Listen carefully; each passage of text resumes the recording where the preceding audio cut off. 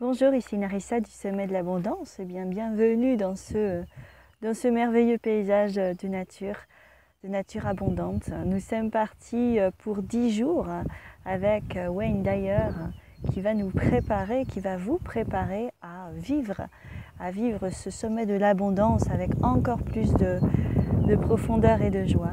Voilà, donc le sommet, vous le savez, approche à grands pas.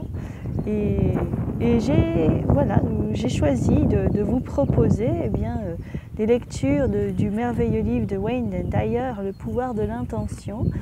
Alors, vous l'avez peut-être lu, mais voilà, il y a une partie à la fin du livre qui parle vraiment d'abondance. Et chaque jour, je vais vous proposer, donc je vais vous faire la lecture d'un point et je vais vous proposer une petite réflexion, un petit exercice à appliquer. Voilà. Eh bien aujourd'hui, nous commençons avec le jour numéro 1. J'ai perdu ma page. Donc voilà, donc première étape, voir le monde comme un lieu d'abondance généreux et amical. Alors, voilà ce que nous propose Wayne pour la première étape. En effet, on a vraiment eu l'habitude de voir le monde comme quelque chose, comme étant un monde hostile, où il ne fallait pas faire confiance à l'étranger, où il ne fallait pas faire confiance à quelqu'un qu'on ne connaissait pas, où la vie était dure.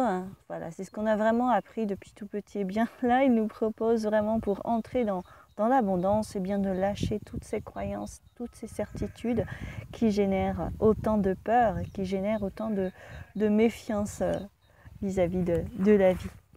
Donc il nous dit, Wayne, quand vous modifiez votre façon de voir les choses que vous observez se mettent à changer. Quand vous voyez le monde comme un lieu d'abondance amicale, vos intentions deviennent de véritables possibilités.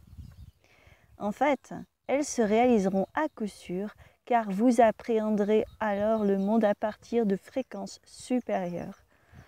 La première étape de ce programme consiste donc à vous montrer réceptif à un monde qui donne plutôt qu'à un monde qui limite.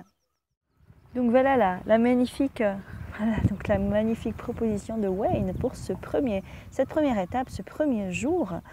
Et moi personnellement, je vous invite à modifier votre regard sur le monde, sur votre vie, surtout en ce moment où il y a où vous allumez la télé, où les médias ne parlent que d'attentats, que de risques, que d'insécurité, de guerre, de conflits, de crises, de limitations. Et si vous n'écoutez que ça, si vous ne focalisez que là-dessus, la vie ne pourra pas s'épandre.